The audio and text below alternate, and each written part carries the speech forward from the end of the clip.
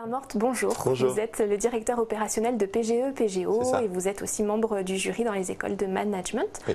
On se parle aujourd'hui des oraux et plus spécifiquement des questions déstabilisantes posées par le jury. Est-ce qu'elles existent vraiment, ces questions déstabilisantes?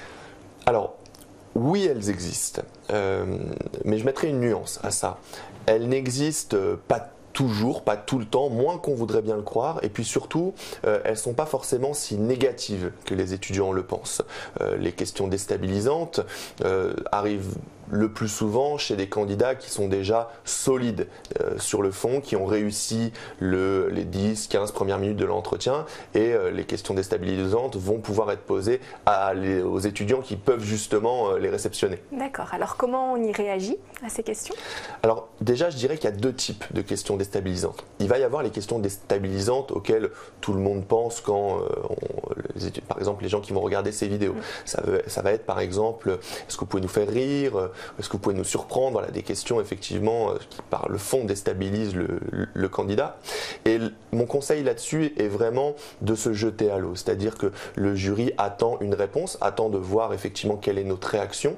Donc ce que je conseille aux candidats, c'est évidemment de prendre un petit peu de temps dans leur réponse et puis de se jeter à l'eau. C'est vrai que c'est toujours difficile de faire rire quelqu'un, de surprendre quelqu'un. Donc sur le fond, on a des risques, mais comme tout le monde, de ne pas être très convaincant. Et le jury n'attend pas forcément ça, mais le jury attend de voir notre réaction et surtout qu'on se jette à l'eau. C'est plus une réaction en effet. Donc, c'est surtout ça, attend. effectivement. Et là, le deuxième type de questions déstabilisantes pour les candidats, ce sont des questions de connaissances très pointues sur des sujets. Ça peut être le sujet d'actualité ou sur un projet professionnel, des choses vraiment très pointues qui déstabilisent le candidat, qui se dit « Oula, à ce niveau-là de détail ». Et là, si on ne sait pas, évidemment, il ne faut pas mentir, mais je dirais qu'il faut donner au jury sa propre réponse, même si on ne répond pas à la question. Le jury veut tester des connaissances sur le projet professionnel ou sur l'actualité. Si on n'a pas la réponse à la question, mais qu'on a des réponses annexes voilà, sur le sujet, les donner au jury, parce que ça montrera quand même au jury qu'on est renseigné sur le sujet. Ok, donc on défend quand même son morceau, quoi. On continue à se battre jusqu'au bout. Il faut. À quoi servent ces questions pour le jury? Qu'est-ce qu'ils cherchent à tester, à évaluer en déstabilisant le candidat? Il cherche surtout à tester la capacité de réaction du candidat.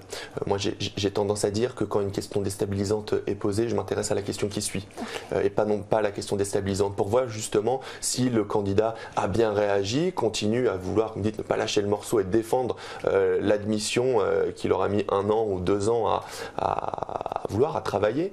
Et c'est surtout ça qu'on va regarder. Elles servent aussi finalement pour les bons candidats à savoir s'ils auront 17, 18, 19 ou 20 sur 20.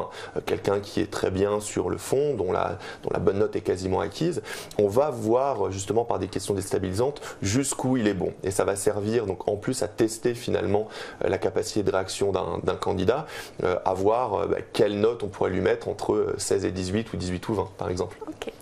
Robin Morte, merci beaucoup. Merci à vous.